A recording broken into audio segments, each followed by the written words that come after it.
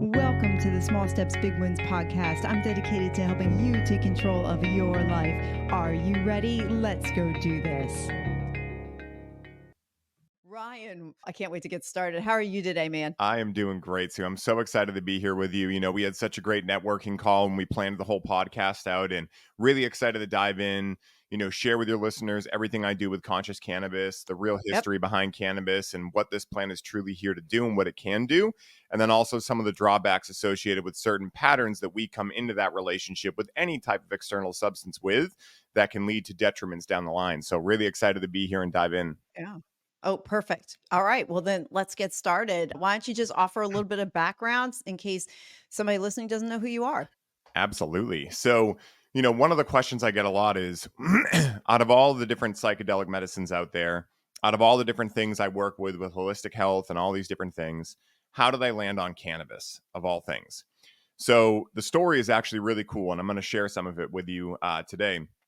And when I was 16, I was experiencing what I would now call generalized anxiety disorder, just general anxiety, and didn't really know what it was at that age and went to the doctor. And after a whopping 5-minute meeting, he told me that I had anxiety, not that I was experiencing it, but that I had it. And this is a big thing too with what I do now in my coaching work with cannabis and beyond with identity work, right? So when you think you have something, you think it is you. So at that age, I started really figuring out or trying to figure out what is possible for me with someone who has anxiety. And that then just gave me more and more anxiety.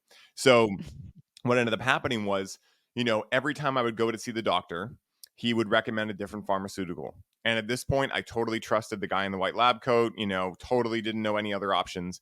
So I would try to take them. And in language that I would use today, they made me feel less connected to myself, more disconnected. And, I was at kind of like the end of my rope, as they say. And I was talking to a friend of mine, and he mentioned that he utilized cannabis for something similar. Again, when you're 16, I'm not really sure what that conversation went like, but I remember the kind of high points of it. And so I was like, "What? Cannabis? Like, no, I can't be a drug user, and all these things." And he was like, Yeah. "Man, I think you're still living in a muggle world where you think that all these things are, what the DARE program said they were going to be, right? They're going to ruin your life and Right, all these right. things." And Yeah, sure, yeah, like, yeah, yeah, we're told that in high school, like in school, right oh from a yeah, young age, drugs are bad, drugs are bad, drugs are bad. But yet you hmm go to the doctor and all they do is prescribe drugs for you. I But that's know. okay because it came from the doctor Yeah, and because the pharmaceutical company said it was okay. yeah, it's so silly.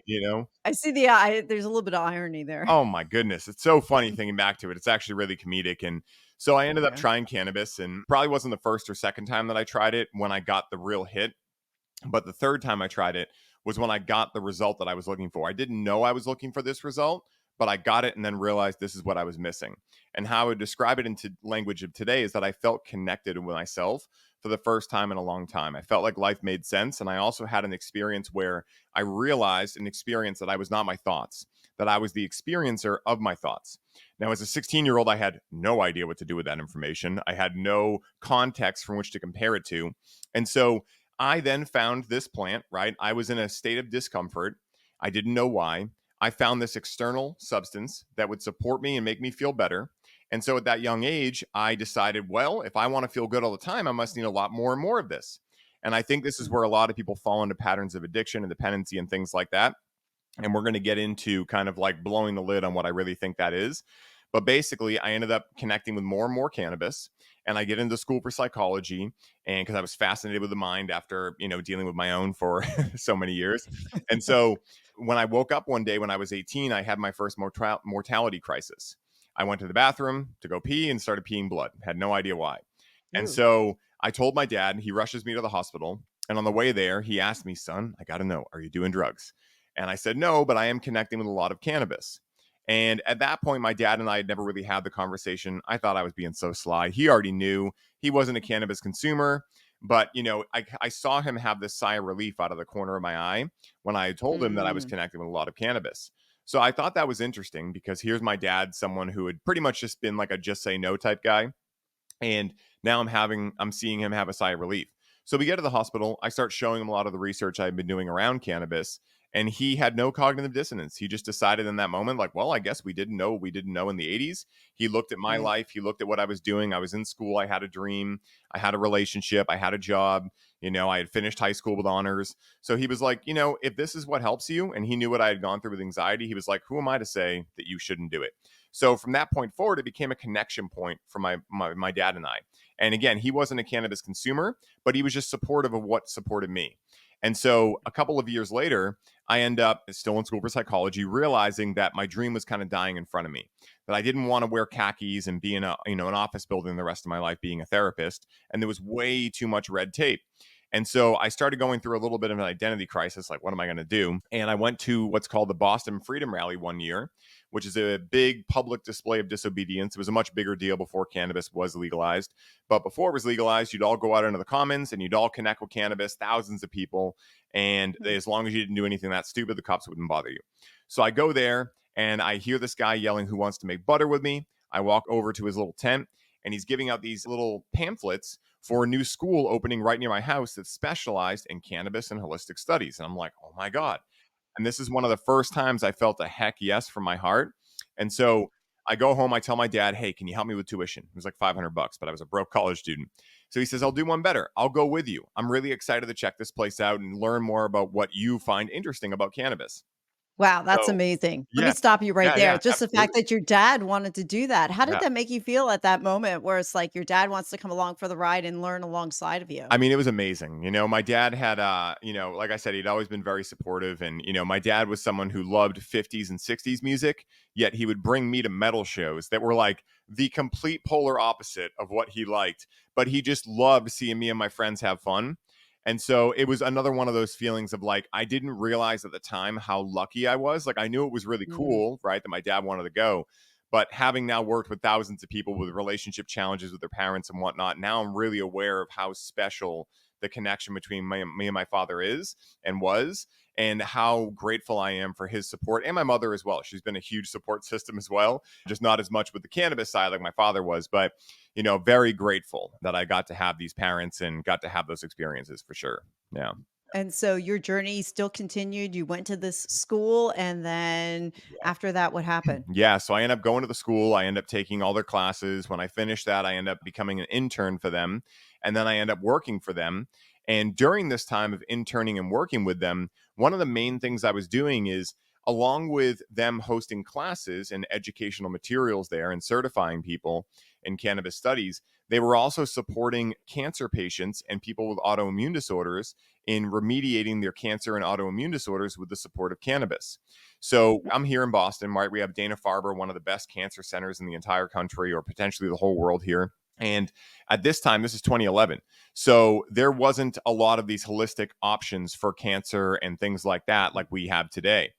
Yet at the same time, there is a lot of research now that speaks to this, but back then there wasn't as much, that cannabis can help treat and cure cancer.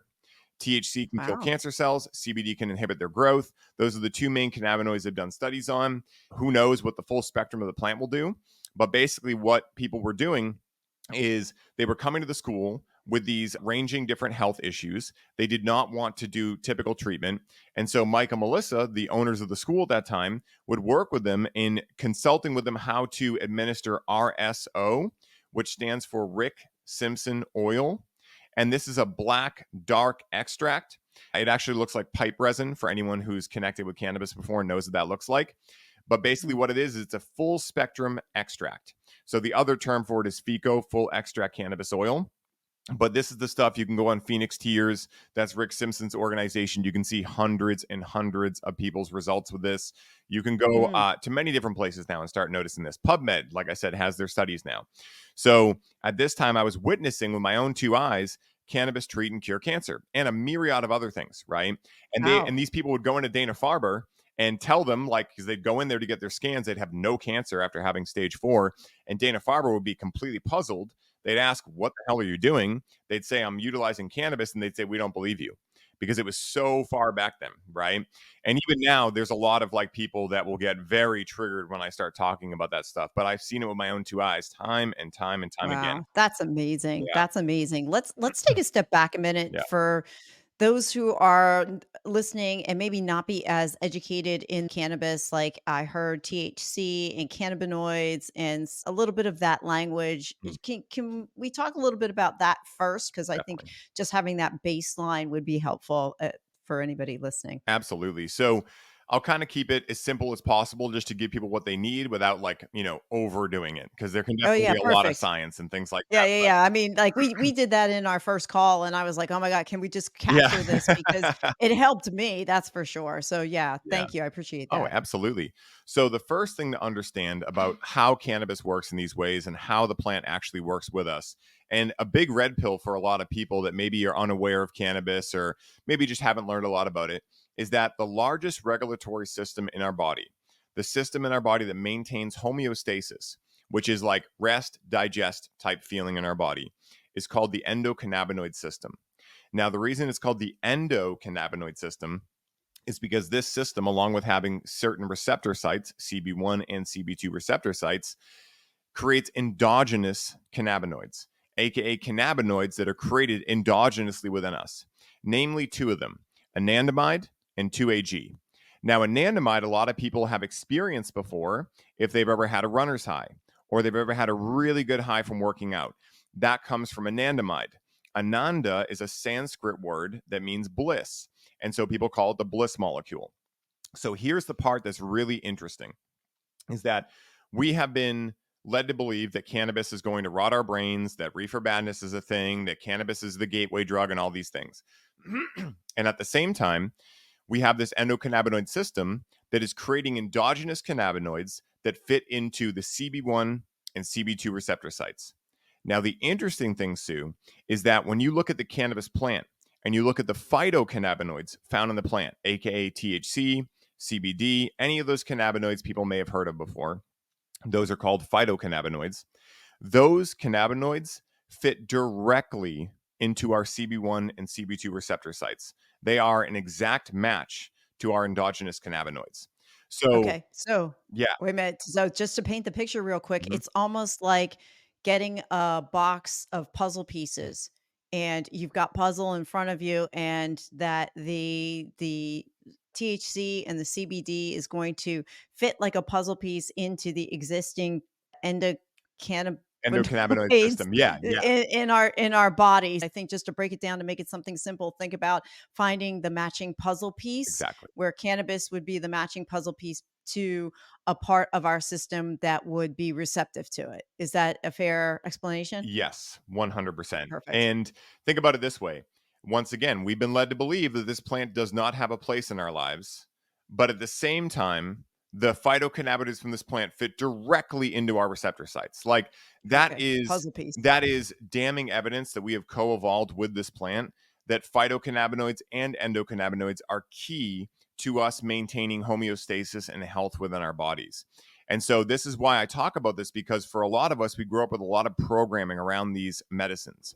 We grew up with a lot of programming to make it suggest that this was a new thing, that no one had ever done it in the past, right? And that it was going to rot our brains. Well, one of the biggest things that I talk about with cannabis is how cannabis has been utilized in spiritual and occult practices for over 10,000 years.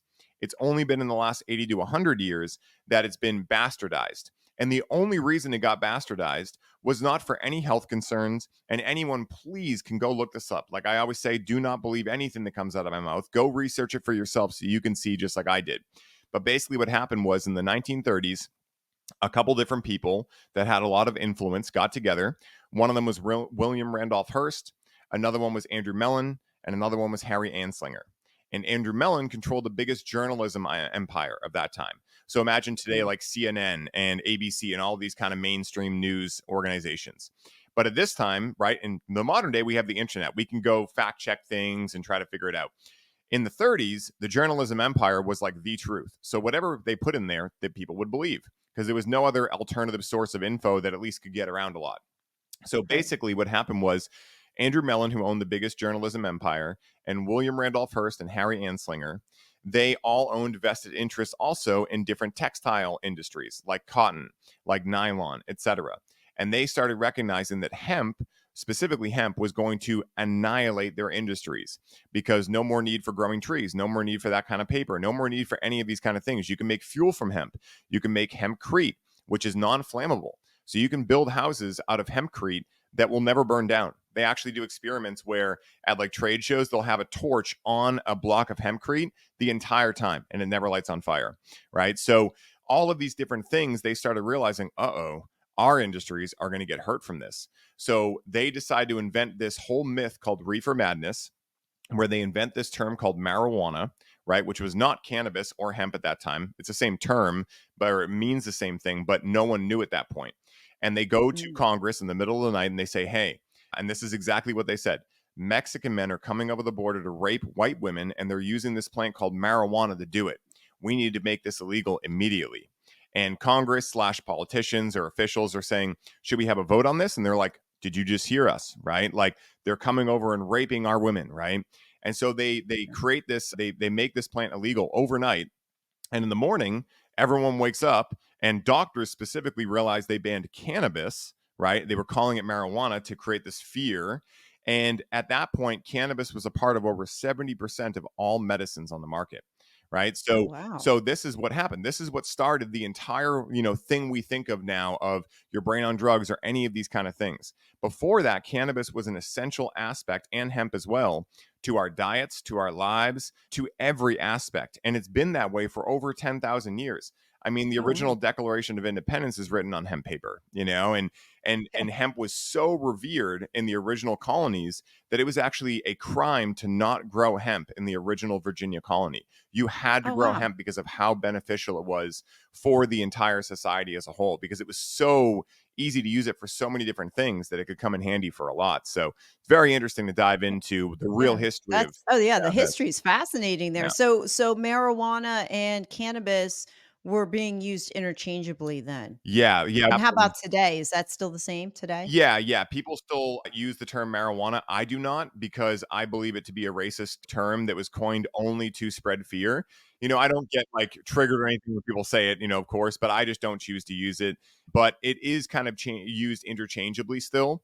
And back then, before that, no one knew what marijuana was. Like it wasn't like Mm, a term that was yeah. used. They kind of invented it. There's like rumor it might have been used in certain Spanish areas like before that as like a slang term, but they really picked it up and made it kind of like what it was at that time. Wow, I did not know that. Yeah. I did not know that. I honestly thought they were 2 different things. Yeah. Yeah. So, Yeah. Hemp and cannabis are another thing like that. They're the same plant.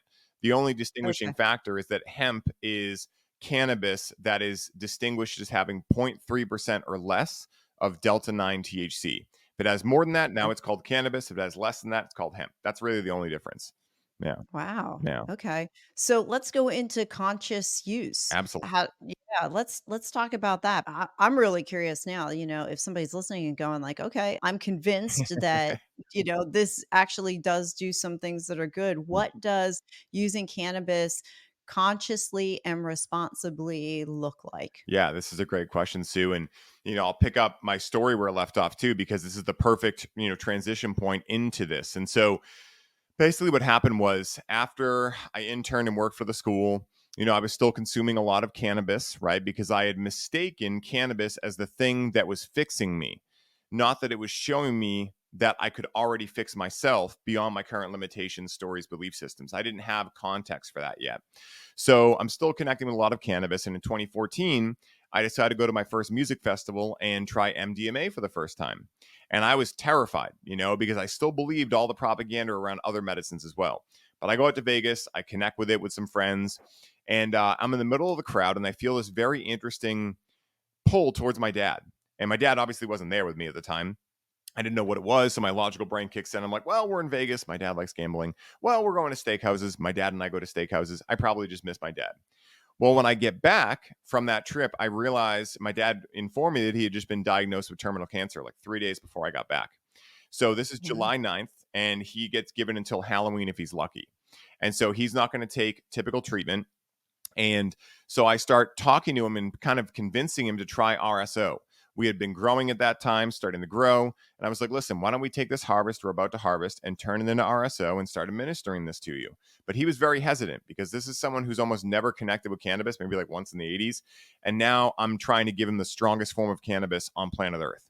So when Mm. I discovered this whole different consciousness side to cannabis and all this mystical power that I talk about so frequently now, was when I would actually administer it to him. So I thought what I was doing was sitting with him to make sure he had help if he needed to go to the bathroom or I could answer his questions. But what really happened, Sue, was I would administer this RSO to him and I would witness a totally different side of my father come out. One that was much more vulnerable, one that was much more related to what I would call the higher self, right? A more authentic and true version of what the real spirit of Harry, my father, was. And so during that Mm. time, we got to take the heaviness out of conversations like death. I got to watch him have closure with his grandchildren, with his other children, with my mother, with me, and most importantly, his own mortality. And it was during those experiences that I realized the connection deepening benefits that cannabis can open up.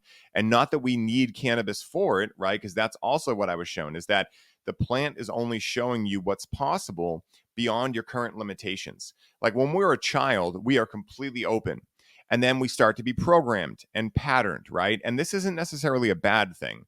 It just happens. But inadvertently, through that process, our parents maybe have traumas or distortions, societal members or, influencers or anything like that have certain challenges in their own upbringing, and that gets passed along to us.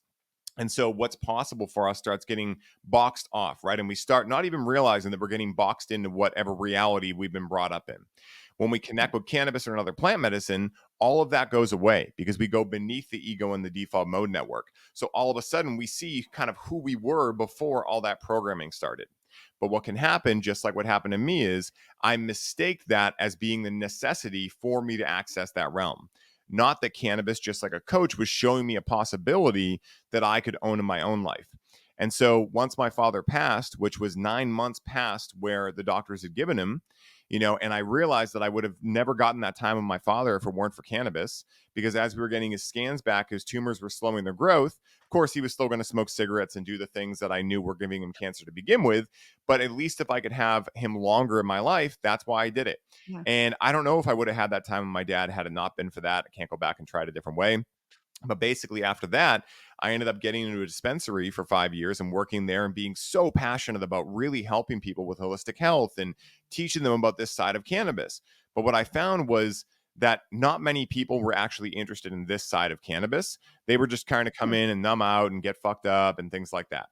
And Why do so, you think that was? Why do you think they weren't interested in the other side? Like the real true value of cannabis, yeah. like just looking for the high. Well, I Why do you think think that was? I think because it's simpler to just look for the high and to not really Mm. think into any of this stuff because it does take a lot of courage and strength to go into the unknown and to potentially look into the protector patterns you have in your life, your vices, things like that. Like that takes a lot of honesty. And for a lot of people, Sue, they're just not there yet. I'm sure you have friends, family members, etc., that could be helped by doing this stuff and looking into their stuff and Mm. working with coaches or whatever, but Yeah. they're just not ready yet for whatever reason. Maybe this isn't their lifetime that they are going to be ready, and that's okay So too. so how does somebody make the jump then if they're just coming in for the high and Hmm. just like, I want to forget life and just smoke this thing to actually going into doing the deep work? Where is the bridge there? Yeah. Well, the first thing is why, right? Like Simon Sinek states, start with why. And that's one of the biggest things is, what is occurring in your life right now, either with cannabis or without cannabis. Maybe someone's listening who's never utilized it, but this sounds interesting. Or someone's listening to it who's utilizing it a lot and this sounds interesting. So, regardless of what side of the camp you fall on, what is your why?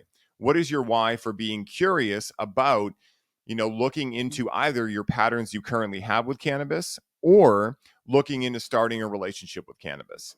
That's going to be the number one thing because if you don't know why you're going there, how do you know what to look out for? And how do you know what to co create with the plant in terms of what to work towards?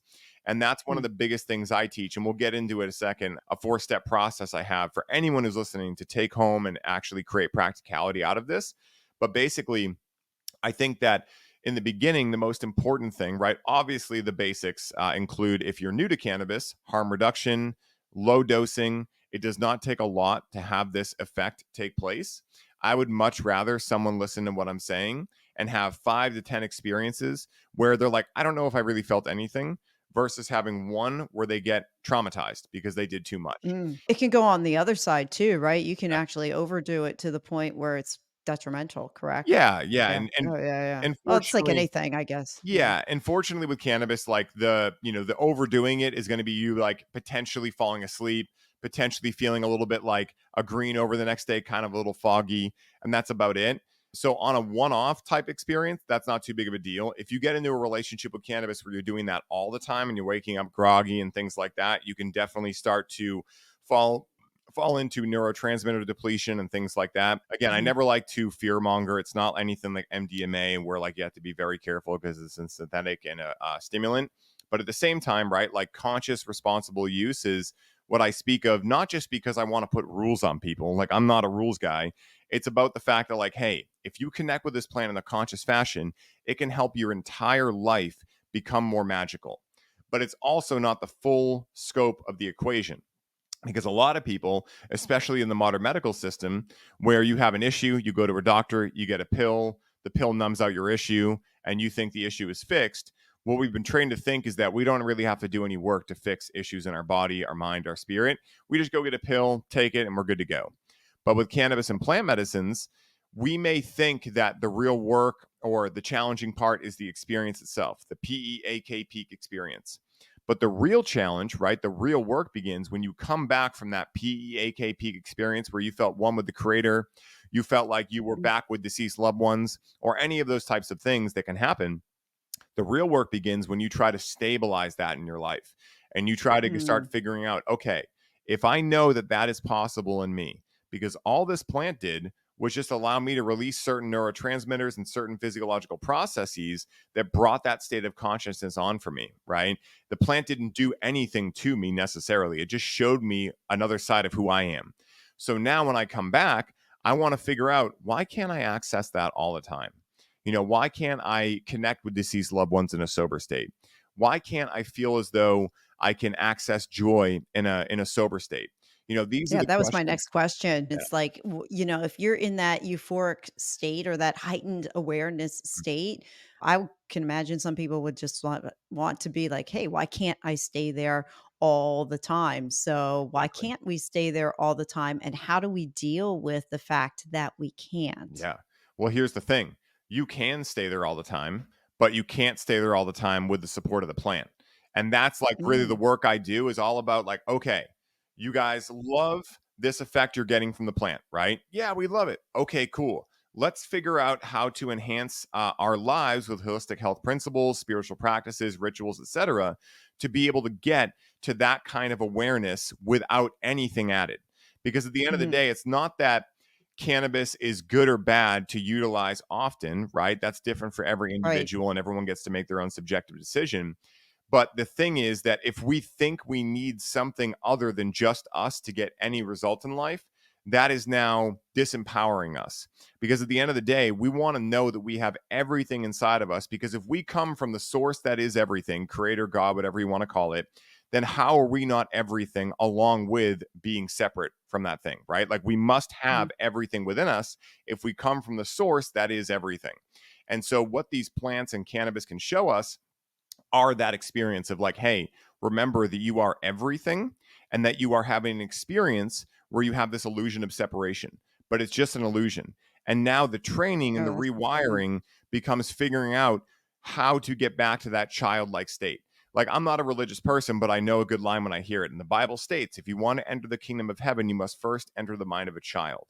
If you look at a child, right, especially someone around 1, 2, up to 6, it's like watching someone come out of a very slow DMT experience, right? Sometimes they're talking to walls, sometimes they're just staring, sometimes they're painting on the walls. Like they're doing things that, in the psychedelic space are also common, but they're children doing it, right? So at the end of the day, I look at that as like, okay, how can I get the closest to my childlike state, but still be able to have my adult faculties online?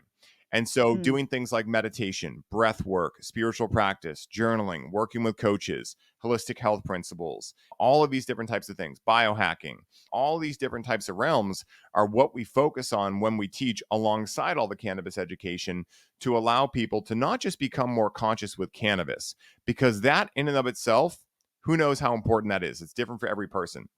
But what's really important is that how we do anything is how we do everything.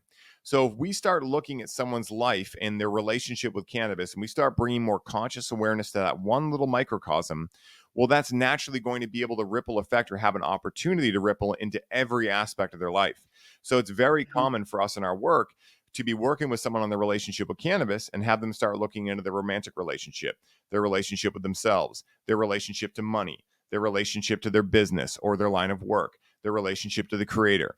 And so all of a sudden, they join for working on the relationship with cannabis. And now, because they're essentially working with a pocket coach that they can connect with intentionally, get a crazy mhm. amount of awareness and ideas, then have the system to come back and implement that alongside the community that allows them to remember that they're not alone, they're not crazy, right? This has been done for over Yeah, 10,000 years. yeah, That's right. really how we take someone from being unconscious, not only with the relationship with cannabis, because how we do anything is how we do everything, but being unconscious in their life to a more conscious expression of being alive as a human being. It's really cool. Yeah, that is, and I hear the common thread in all this is education. Yes. Education, education, education. You mentioned before that there was a four-step process. Are you ready to jump into that now and Oh yeah. share that? I am Okay, down. let's Let's go. go. Let's So do it. the four-step process we call the highly optimized way. Now, the reason we call it that, my business is called Highly Optimized. It's all about, just like it states, being a highly optimized individual, physically, emotionally, mentally, and spiritually. As I like to say, being unf withable. I'm not sure if I'm allowed to swear, but you get the idea, No, that's right? alright, it's all Yeah. good.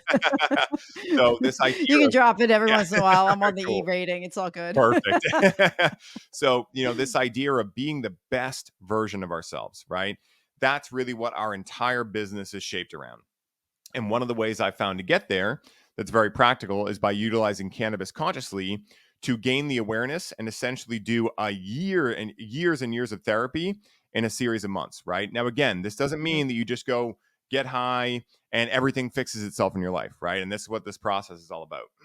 So, the first step is before you connect with the plant, right? Let's say someone's listening and they're like, "This sounds cool. I'm going to do a ceremony," right?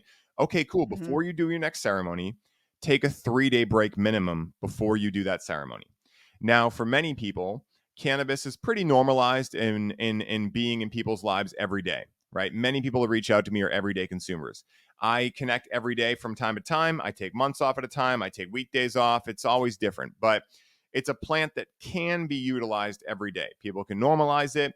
And there are mm, people that really do benefit from daily use, right? Especially people with clinical endocannabinoid dysfunction or deficiency syndrome, people like that.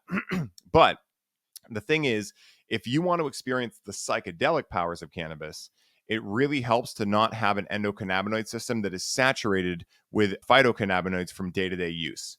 And okay, so, so I would pick that to mean occasional use then if you yeah, really want the heightened effects rather than doing it every day. Okay, I exactly. just wanna make sure I'm tracking and I'm listening Yeah, yeah, and correctly. and Sue, think about this, right? Maybe someone's listening who's like, "Well, I have an autoimmune disorder, like, I really need cannabis every day to stay off pharmaceuticals." That's totally Oh, fine, gotcha. right? Like, you Yeah. can do that. It's individual. Yeah, Yeah, yeah, yeah. and you can do that, and let's say if you really want a ceremony, try taking 1 day off, try taking 2, right? But the idea is Mhm, 3, like, 72 hours will give you a lot of flushing of your ECS system, and so from that point, now you're going to be primed and ready. And here's one of the things that I talk about all the time too. If you're connecting with anything every day, right? If you're having cacao every day, right? It gets normalized in your experience. You forget mhm, a lot of the subtleties of what it does. And so taking that 3-day break is also very similar to if you're in a romantic relationship, taking a 3-day break from your partner, right? Like going on a girl's trip or a boys' trip, right? And on, yeah, let's say you leave on a Friday, you're like, "Oh, I'm excited to leave. This is awesome." And then you leave. By the second or third day, you're like, "Wow, I really missed that good morning kiss. Wow, I never realized how much I loved the way my partner cooked my eggs." All these subtleties start coming out, right? And so when you take a break from cannabis, just like anything else, the heart can grow fonder for it. And you start being mhm, able to distinguish more and more of these subtleties because you have a control to compare it to. Everything in life works on polarity. So if you're always on one polarity, right? you don't really Mhm. understand the other polarity. So to understand an altered state, you need to understand sobriety, and so that's a big portion of this too. But before you decide to connect in ceremony, take a break period, but gold standard is 3 days. Okay. Now, let's say day of the ceremony, right? You're getting ready, you're getting prepped. You're like, I've done my 3 day break, or I've taken my small break. I'm ready to rock. The next step, step number two, is to set an intention, right? So this could be as simple as I'm looking to experience joy. It could be as complex as I just experienced a trigger with my romantic partner, and I am looking to see why that triggered me so much. It could also Mm. be I'm looking to connect with a deceased loved one. It could be I'm just looking to experience something new, right? Now again, like there's a whole range of what is accurate when it comes to intention. And what I'll tell people is there is no right or wrong, right? Like I think a Mm. lot of people when they hear the term intention and they think about ceremony and things like that, they think there's like this very, specific way you have to do it.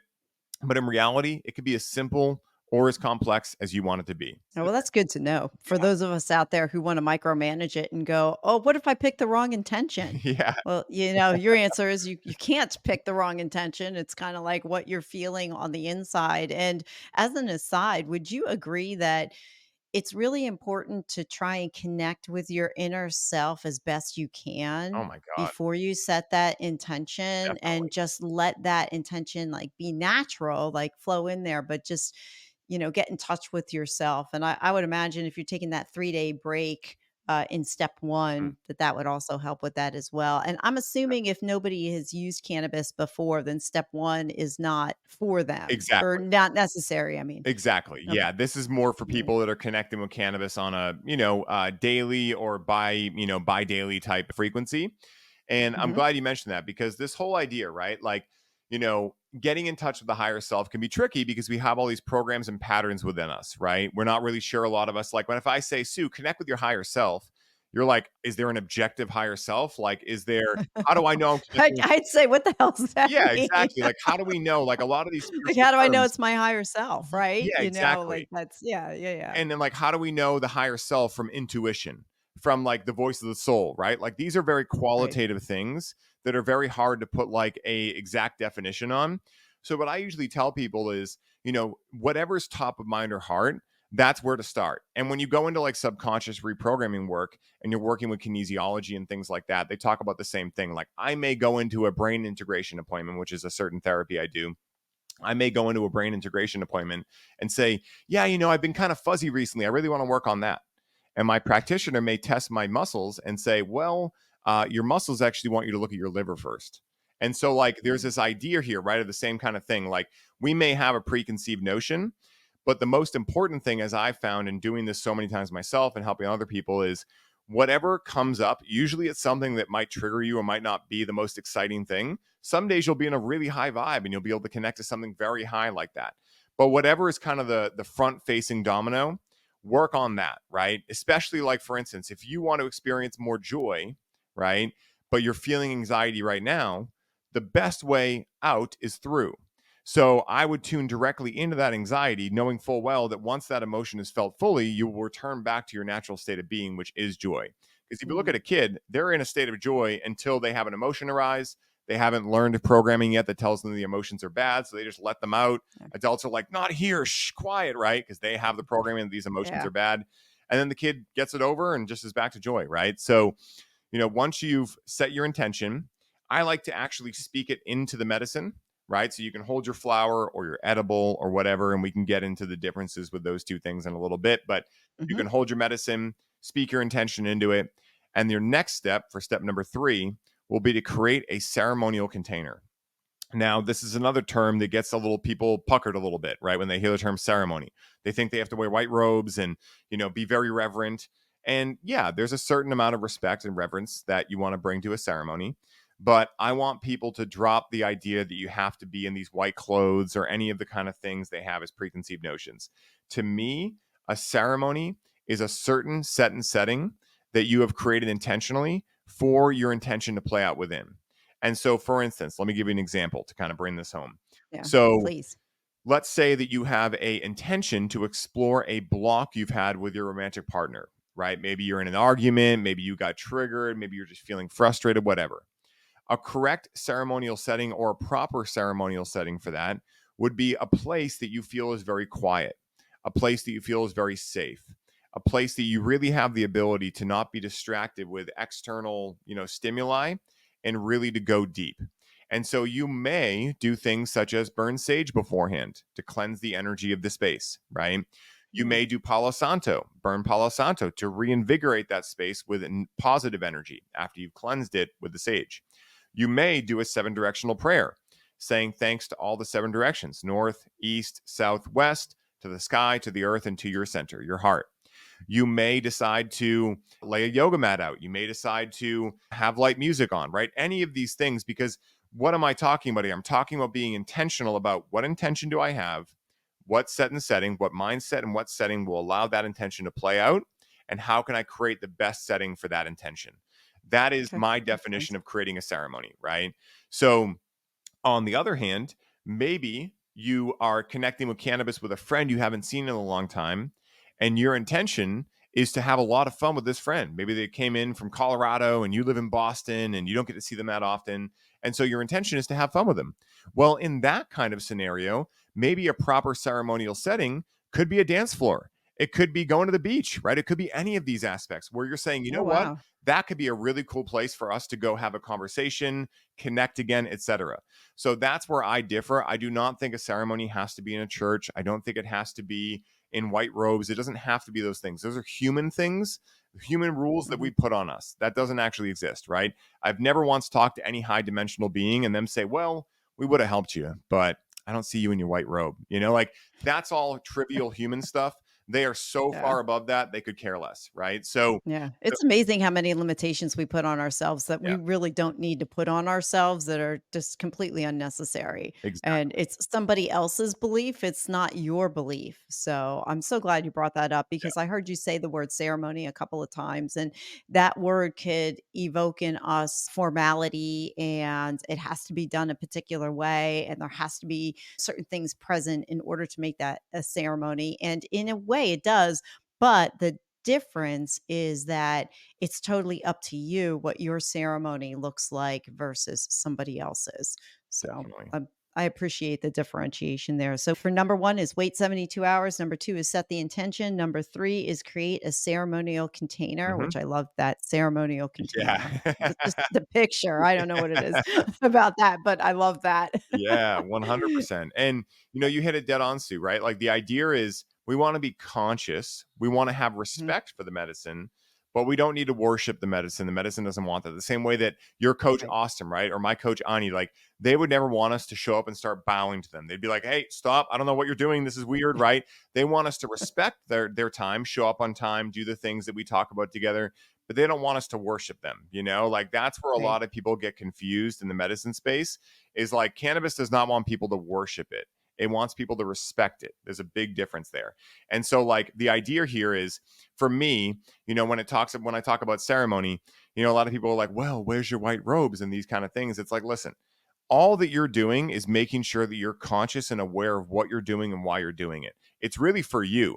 The medicine does not care at all, right? Because Right. medicine is like, well, I'm only going to work to the degree that you've been consciously aware of what you're looking for. So I like the medicine isn't not benefiting at all, right? Like it's us that get the main benefit from taking the time to really be conscious with it. So we've covered the 3 steps. The fourth one is the most important one, in my opinion. Now, the fourth one, we talked about this before, right? A lot of people assume that if they just do a bunch of ceremonies, they'll heal their trauma and these kind of things. And yes, there can be spontaneous healings. That can definitely happen.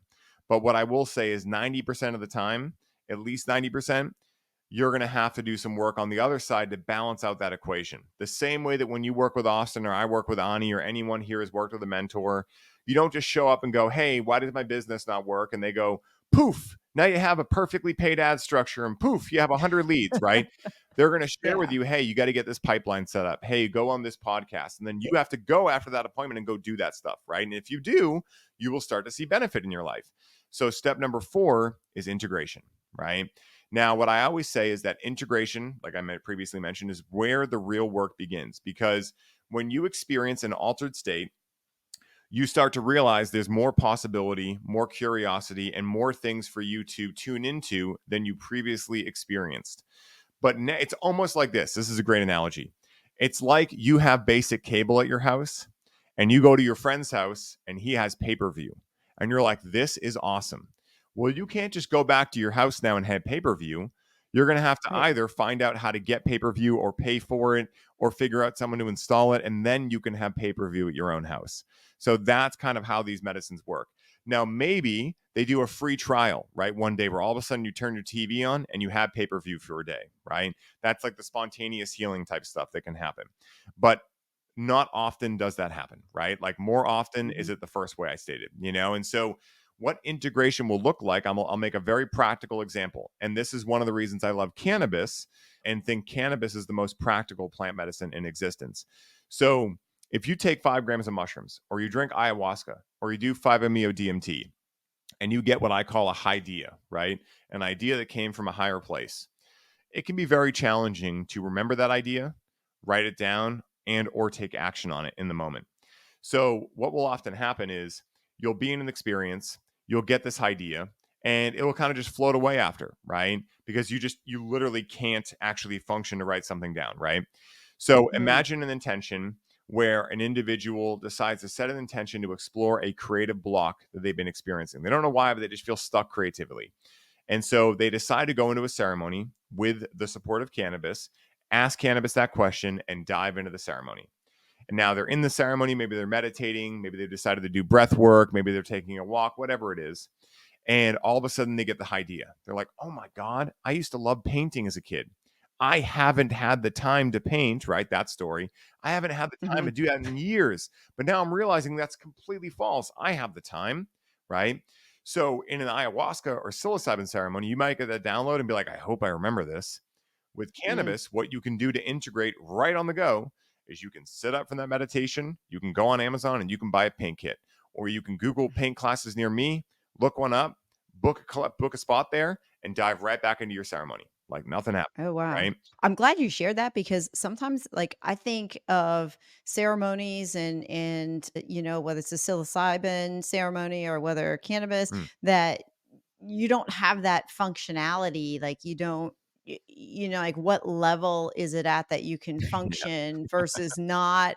So it's like I'm not sure because I have friends that have gone on psilocybin Mm. sacred journeys, spiritual Mm. journeys that they were called, and they were out for like 6 hours, and that was actually another question is how long does a ceremony usually Mm. last for cannabis? Yeah, that's a great question. So, through an inhalation method, and I'll talk about why these are different in a second too, just to give some context. But through an inhalation method like vaporizing or smoking, roughly around 2 hours from start to finish, maybe a little Mm, bit more. Like you'll feel a little bit of like, after effects, but like the main thing is about 2 hours. And even within that, like for someone like me who's seasoned with cannabis, maybe about an hour, and unless I mhm, like really like try to smoke a lot.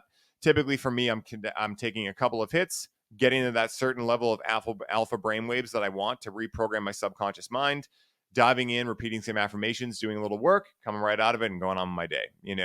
Because when mhm. you're in an alpha and theta brainwave state, you have the doorway to the subconscious open. So that's why for me, there's a lot of people that are like, no, you should only have to do things sober. And I'm like, listen, for me, it's all about efficiency. If I can open my subconscious and get things in there way quicker, why would I not do that? It doesn't make any sense Mhm. to me. Sure. This is Sure. how, like Sue, this is exactly how I took myself from working at a dispensary that I didn't like anymore, going home and watching Aubrey Marcus from my bedroom and hoping one day I got to meet him, to now being personal friends with him and going on his podcast a couple of years ago and Wow. going back on this summer. Like this is exactly how I did it. I looked into my subconscious with cannabis, reprogrammed all these limiting beliefs and stories, and that's how I've gotten here today, along with, of course, like other things along with that. But that has been Mhm. pivotal. And that's like what I tell everyone is I wouldn't be standing here if it weren't for me doing these practices very often and having them work really well in my experience. But what I would say is through an edible method, it can be anywhere from 4 to really 8 hours, depending on your Oh, wow. metabolization rate of delta 9 THC. And the Mhm. reason why there's a stark difference there between inhalation methods and edible methods, and this is something really important because someone may listen to this episode and be like, I believe, Ryan, I want to go try cannabis. This is something you want to be very aware of first. First of all, discernment is key.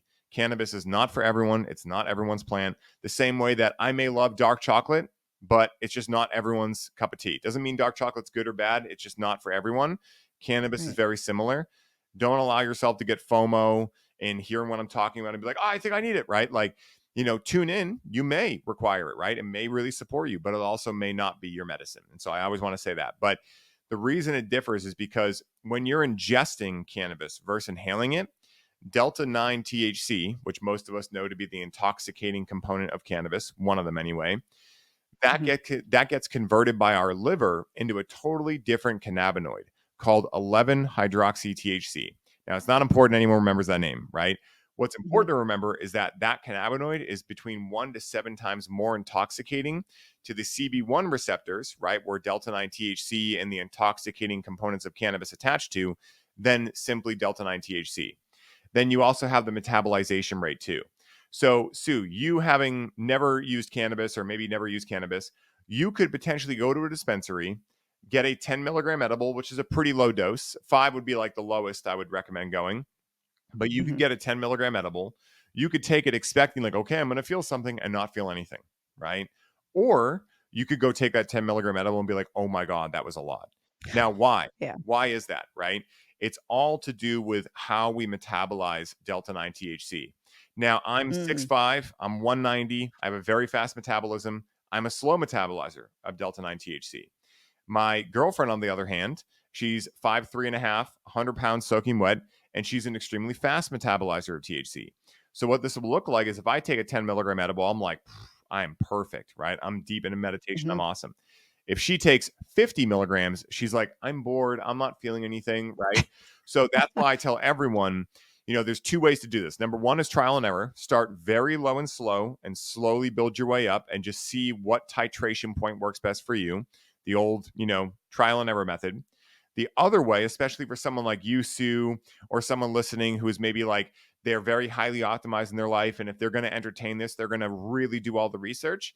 Would be to look up my buddy Len May and his company Endo Health, and go spend $200 on a DNA test where he will send back to you exactly what ratios, what cannabinoids, what terpenes, and Oh, everything about wow. cannabis that works best for you. He'll also be able to tell you if you have a predisposition to schizophrenia through your AKT1 gene. He'll be able to tell you so many different things. So that's what I Hmm. tell everyone. If you're curious but you're hesitant, get that. And if you're curious but hesitant, don't start with cannabis, start with hemp. Because remember from the beginning, hemp Mm. doesn't have THC. So it will be psychoactive. You might feel the ground on your feet a little bit better.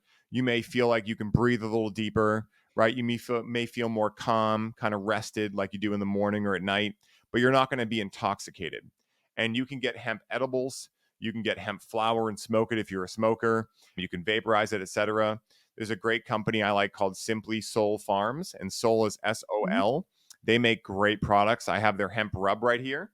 So even if you don't want to smoke or feel anything, you can use these rubs, right? These CBD and CBG rubs Mm. instead of, Okay. NSAIDs and, anti-inflammatories and things like that. Works Wow. fantastic. Just arnica, hemp Wow. cream, things like that. Yeah, yeah, So yeah. there's a lot, you can do with cannabis. Not to mention hemp is a complete protein too. So for people who are looking for Yeah, more so you could eat protein, it, yeah. yeah, I 100%. actually have hemp seeds in my refrigerator downstairs.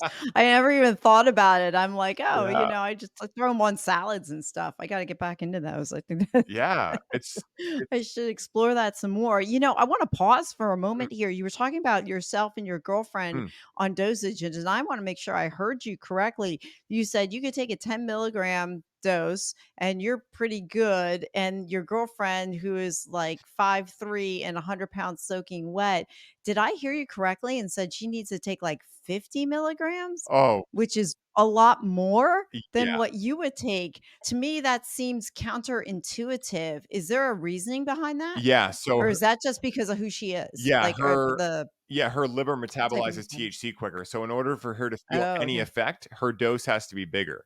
So we'd have that happen all the time when I worked at the dispensary. is like these elderly women would come in, their 70s, 80s, and we'd of course be like, start with 2.5 milligrams, super light. And they'd call us and be like, I'm not feeling shit, and they'd be upset, right? And so they'd end up coming in a couple of weeks later after they figured it out, and they're like, yeah, I'm at 30, 40 milligrams. Yeah. And I'm like, That I would have, probably be my case. yeah, exactly, and I Hit find me that, with 50. yeah. Let's skip this 10 shit. Well, Let's go for the gold. Let's go. it's funny too that I find on average, and again, I don't have like a scientific study to back this up, but through my Yeah, yeah, experience right. working with thousands of people at dispensary, women naturally can handle a lot more cannabis than men. I don't know why. It's not any like award necessarily, but it's just a thing. I don't know why. Probably because you guys can just, I mean, it could be physiological makeup, it could be like a Yeah, current yeah. trend or like, similarity in your endocannabinoid system from female to male, something like that. I'm not really sure, Right. but it is super Yeah. interesting though. Yeah. Yeah. Well, Ryan, I want to be mindful of your time. I know we're coming to the top of the hour here, and I'm looking at the clock going, oh my gosh, I know you have to be somewhere soon. And I want to be, I want to wrap this up, but yet this conversation is so good. And I feel like there is so much more for us to hit. So Yeah, it's just another reason to come back on the podcast, and we'll definitely. just follow up with another episode, which I would be excited about. So just real quick, starting points for people would be to reach out to you to get educated and to just learn first. Definitely. If they're curious, did I miss anything else in there? Yeah. So if someone is curious, if someone is right now feeling as though they're suffering from patterns of dysfunction or dependency in their relationship with cannabis, maybe they feel like they can't put the plant down. Maybe they feel like the plant's doing this to them. The Mm, plant makes them anxious. The plant makes them paranoid. Or on the other side, maybe they're struggling with a lot of that stuff and they're thinking that cannabis may support them. The main thing that we do is we host a community called the Conscious Cannabis Collective, which has all of our courses in there. It has everything so that you can become a master of working with this plant and a master of working with yourself. We teach all holistic health principles in there too, spirituality, everything in there, along with awesome. having support calls. That would be the easiest way to reach out. We also have our monthly webinars. So if you want to come experience psychedelic cannabis, maybe you're someone who's listening going, I don't believe cannabis is a psychedelic. I've never experienced a psychedelic side of this plant. Prove us wrong. Come out to that event, right? Breathe with Cannabis. We do it once a month online. You can do it from the comfort of your own living room. We have one next Thursday, depending on when this gets released. On the 16th, we have one. We have one every month. So just look on my Instagram if you want to find the next one coming Mhm. up. And you can come out to that and experience it for yourself. We take you on a 2.5 hour cannabis and breathwork experience that will change your life, guaranteed. So, depending on when this is released, we'll be coming out with 2 new courses. Clarity with Cannabis is a great place for people to start. It's extremely inexpensive. We put it out there so that people can really break this idea that they're addicted to cannabis because they're not addicted to cannabis. They're addicted to escaping the feelings of discomfort stemming from traumas Mhm. within them. And they found cannabis to be the external tool that helps in that situation. So, to the degree they don't know how to get through those things on their own, is a degree to which they'll need more and more support from external sources. And so that's what we're really teaching people in Clarity with Cannabis is how to actually go in and evaluate what are the triggers that are leading to unconscious patterns of the plant. How can we then become conscious around those things? And how can we get into a little bit of parts work to really start to figure out what is that part of me that wants to be dependent all the time and utilizing cannabis all the time? Why does it want that? Let me allow it to have a voice. And then what's this other part now that's very aware of wanting a healthier relationship with cannabis? What does it feel will happen when things change? Let's get clear on that and mediate between these voices so we can actually come to true freedom. Because to me, freedom is not abstinence or addiction, it's in the middle. And that's why I'm personally not a fan of AA and other things like that, that believe that the only answer is complete abstinence and don't go to any bars or anything and don't be around it. Because to me, that's Yeah. just not freedom. Freedom comes from being in the moment and saying, hey, you know what? Yes or no, and not being attached to escaping through a trauma or something of that nature. So I would say reach out about Clarity with Cannabis, reach out about the CCC. If you're already an experienced user, come out to Breathe with Cannabis. We have lots of ways you can plug in and experience this for yourself because I never want to be a talking head. These are all great things in theory. They sound awesome. But if people just hear me and they get excited and then they just forget about it, nothing's going to happen. And so I really want Right. people to Right. do their own research, come to one of the things we do and experience it for yourself, because that's the biggest thing. Life is not an observation sport. Yeah. Oh, yeah. Awesome. Do you have 1 minute? Because I always ask all my guests Definitely. the same question. Yeah. You ready? Yeah. Okay. All right. Do it. So, what is one small step someone can do today that's going to help them change their tomorrow? Awareness check ins. This is a new thing I've been doing. So, a lot of people may be adverse to meditation. They may feel like they don't have the time for it. So, here's what to do, right? Once an hour, every hour that you are awake, you can close your eyes and you can picture yourself from a third person point of view, right? So, I'm picturing myself either above me or out there or behind me, wherever you want. And you repeat this to yourself. You say, and obviously you put your own name in there, but Ryan is not his body. Ryan is not his emotions. Ryan is not his thoughts. And Ryan is not his experience. Ryan is a fractal of the infinite awareness stemming from the creator. And you just check in and you do that once an hour, every hour. And what that starts doing is it starts separating all of those things from who you think you are. You experience Mhm. your emotions, you experience your thoughts, you experience the experience you're having, but you are not the thoughts, you're not the emotions, and you're not the experience. You're not the human. You are operating within the human, right? The human is a vehicle that you're living through, but you are not the human. And so I found that to be extremely beneficial and really easy for people to start. You can do it in 30 seconds. Oh, wow. I'm excited. Wow, I think I'm gonna do that Heck myself. yeah. Well, Ryan, thank you so much for the gift of your time. This has been amazing. I can't wait to have you back on the podcast. Absolutely. Sue, you are the best. Thank you so much for being a great host. Thank you to everyone who tuned in and so excited to come back on Yes. and dive in again. Thank you for listening to another episode of the Small Steps, Big Wins podcast. I value your time with me and I seek to make every moment count. In order to make lasting change in your life, listening is usually not enough. So I want to ask you, what practical steps are you going to put into action today as a result of listening to this podcast? Remember, any step, any action, no matter how small, starts your journey to a big win. And if you're not sure where to get started, check out my website, personalcoachfinder.com, and find someone who can help. Remember, life doesn't get better by chance, it gets better by choice. Take small steps today and make your life awesome, friends.